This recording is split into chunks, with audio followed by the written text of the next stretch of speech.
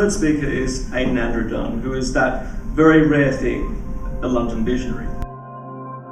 It's the winter of 1972, sunny morning, light snowfall. I'm standing on the rooftop of a derelict house in King's Cross, reading for the first time the Illuminations of Arthur Rimbaud. I'm 21 years old and I'm experiencing a phase of alienation, let's call it near insanity, from which my detractors might say I've never really recovered. I've been unable to communicate for more than half a year, and a great interior anguish, so I've cut my links with family, friends, and I find myself in the derelict houses and the squats of Somerstown. I've been on the road as troubadour, Amsterdam to Marrakesh for 4 years after leaving public school with minus A-levels, no A-levels at all, at 18. And so I've seen rough on the road, but trust me, this is rougher than rough. I find myself in tinned up houses with no waterworks, no electricity, the whole place sabotaged by council wrecker gangs. And I'm in the company of miscellaneous underground refugees from the implosion of the Quiet Revolution. Hendrix and Morrison are dead. Bob Marley hasn't been heard of. The Beatles are finished. Dylan's in retirement or imploded. For God's sake, Elton John's on the horizon from the deck of a pirate ship in the back streets of, from the deck of a pirate ship in the ghostly zone behind King's Cross Station. It looks really bad.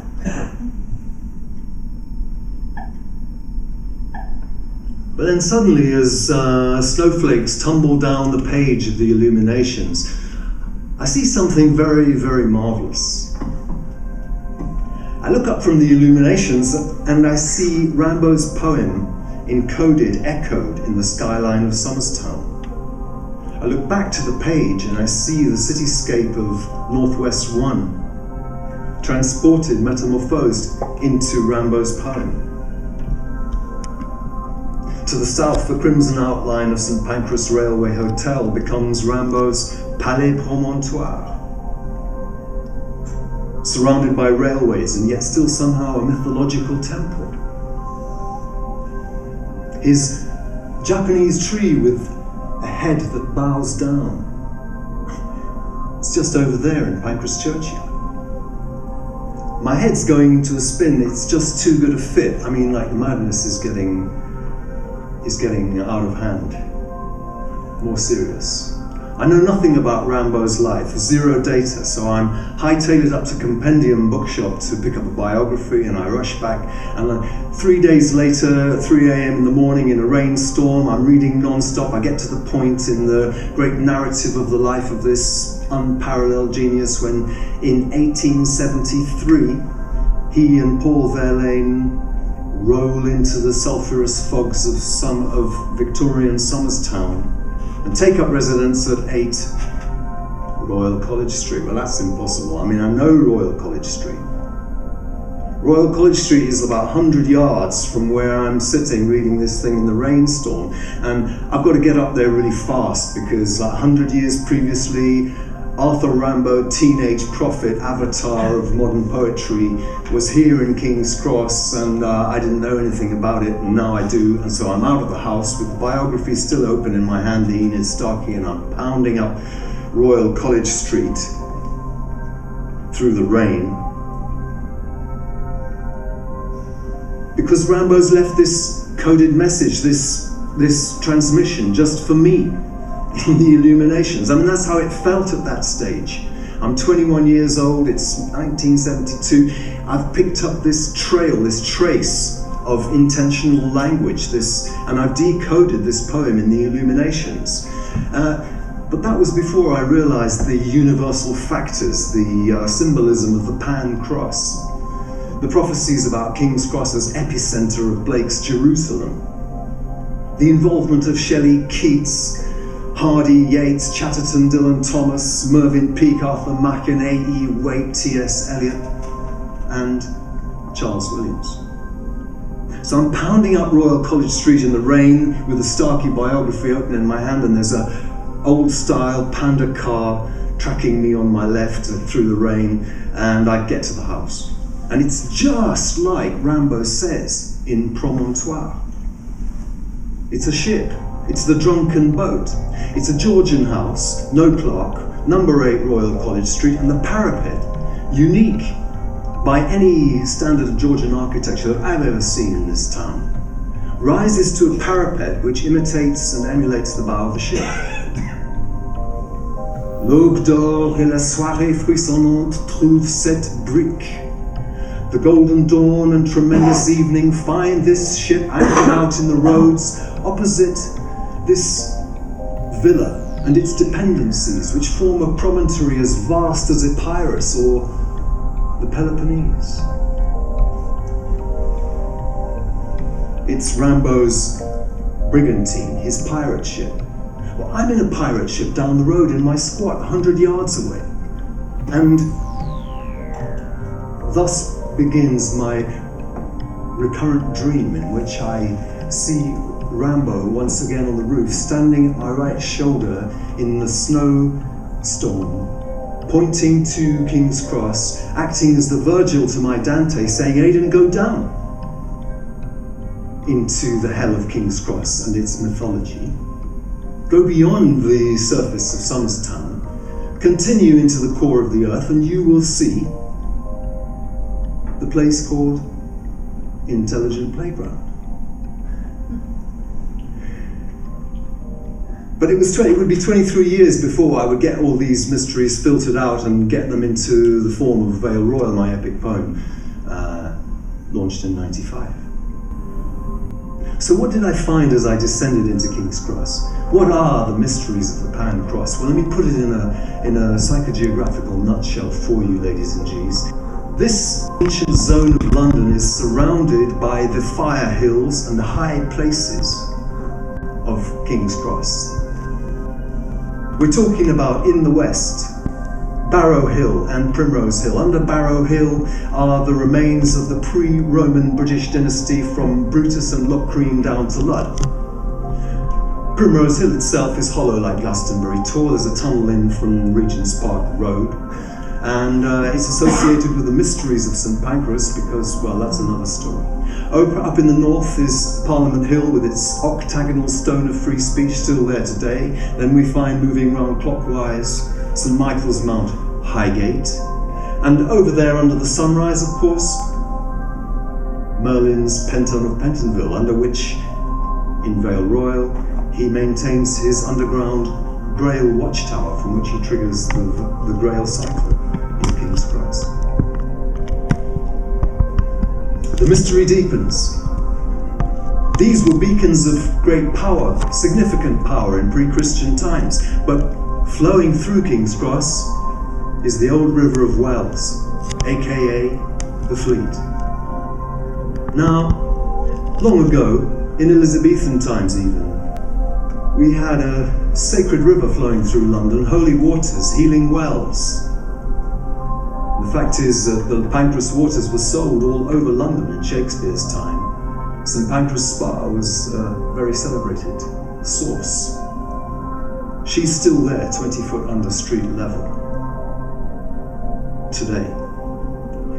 But the good gets better, and that's a fact, ladies and G's, because the oldest church in the Western Hemisphere, and I'll repeat that, the oldest church in the Western Hemisphere, the, quote, head and mother of all Christian churches under Highgate, near London, still stands where she's always stood, on a tiny hill overlooking the sacred River Fleet. I'm talking, of course, about the old church of Pancras. Now, few of you have even heard of Pancras Old Church, and I doubt if many of you know who Pancras is. Well, let me tell you, Pancras, ladies and G's, is patron saint of teenagers, patron saint of truth, and I always say patron saint of dance floors. Yeah. Pancras is a very funky saint. Yeah, think James Dean, think Arthur Rimbaud, think Thomas Chatterton. But that's not all. There's so much more. William Blake knew the psychogeography of King's Cross, and he knew it well. He knew so much. And that's why he said, and did those feet in ancient times. Yes. William Blake knew the psychogeography of King's Cross backwards, and that's why he wrote, the fields from Islington to Marylebone, to Primrose Hill and St. John's Wood, were builded over with pillars of gold, and there Jerusalem's pillars stood. Yeats, who lived in King's Cross for 23 years, declared that these 4 lines, which I call the Golden Quatrain, represent the supreme key to the London cosmology of William Blake. And ladies and G's, I could be here all night trying to tell you why Yeats was right. We won't go there. But to return to Arthur Rimbaud, teenage poet, archetype of Pancras, international sunchild, the guy who put modern poetry on the map, the dude who invented literary surrealism at the age of 18 and then washed his hands of ambition, disappeared out of Europe. As we have seen, Rimbaud knew King's Cross because he spent his year of wonders here in 1873, writing his Season in Hell and his Illuminations. In the same poem which I first decoded on the roof, Rimbaud calls King's Cross the miraculous Valley of Art. And that's my point. That's exactly my point. With the arrival of the University of the Arts here in King's Cross, in the 72 acres of empty space at the centre, mysteriously this vacuum in the centre of London, with the arrival of the University of the Arts here in King's Cross, the largest arts umbrella organisation on the planet, and there's much, much more to come, we are beginning to see the fulfilment of ancient predictions about King's Cross, which state that sometime in the 21st century we will build, with our own hands, a small image of a new world, a city of the arts at the heart of future London. I'll conclude my thing with a little personal narrative because about 6 weeks ago I was married to an angel on this earth in Pancras Church, just up the road there. I do recommend you go take a look at Pancras Churchyard and the hardy tree. Well, about 2 weeks after I married my dream woman Lucia, I heard that my little triad had been installed in Granary Square. That's the square in front of the University of the Arts, London's new open space, up there at Granary Square. And, well, what a wedding present. I mean, my poem runs 60 feet down one side of the square under lime trees near fountains. They had some very funky dancers down there, modern ballet, very, very nice. Long ago, I barely survived over there in Charrington Street, down on the floors of the squats. When I met Arthur Rimbaud on the roof, could I have imagined then I'd be standing here tonight in the brick lib, about to read you a poem set in stone? King's Cross, dense with angels and histories. There are cities beneath your pavements, cities behind your skies. Let me see.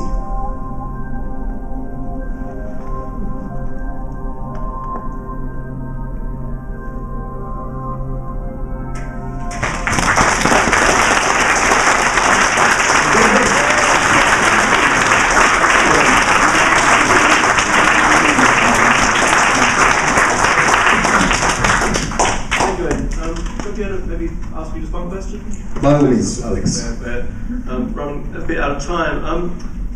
I was wondering if you could maybe just talk about all the changes that you've seen since you wrote in 1995, and do all these changes confirm, or some of the changes that have taken place seem to be taking away some of that psychic energy of King's Cross? Do you see the redevelopment of the stations the building of this building, are they all kind of conforming to your vision of what King's Cross is, or does some just not seem right? I can't give thanks and praises enough for the presence of the British Library in King's Cross, because it's a fulfilment of prophecy. The Lindisfarne Gospel is back in King's Cross where it started, because the Celtic Church was born here as it was born in Glastonbury. However, I don't want to be naive about this and say, that I don't see downsides and minus points. I was very reluctant to publish Vale Royal because King's Cross, Pancras Churchyard was my magic garden. It was just mine. And still today, nobody understands that the matter of Britain, let's put it that way, and its bearing on King's Cross, its origins, of course, in Glastonbury, but its bearings on King's Cross as vital link in the story of the matter of Britain. In the time that I've been looking at King's Cross since 1972, winter 1972, when I hit this place, I've seen 3 multinational corporations plunge to oblivion in the context of the redevelopment, so-called, of King's Cross. There was Rose Hoare, there was someone else, and then along came Richard Branson, and he was lodged, he owned 51% of King's Cross on paper, and he was up there in a big tower feeling very nice in Euston. And then suddenly John Prescott John Prescott got up and said, we want Branson out of King's Cross. He's got no vision for the place. All he wants is a Virgin megastore. So he was ejected faster than James Bond from a high-speed coupe, and the fact that that's history. And then we got Roger Madeline driving Argent St George. Well, I just give. They say in Buddhism that your enemy is your teacher. Well, the Credit Crunch is a very, very nice teacher. I like it. I like what it's done for King's Cross. It's given Argent the chance of a lifetime. So big up the arts, big up the one love. Let's increase the peace. Let's fight off the World War III and keep it real, and big up the dance force. Thanks very much.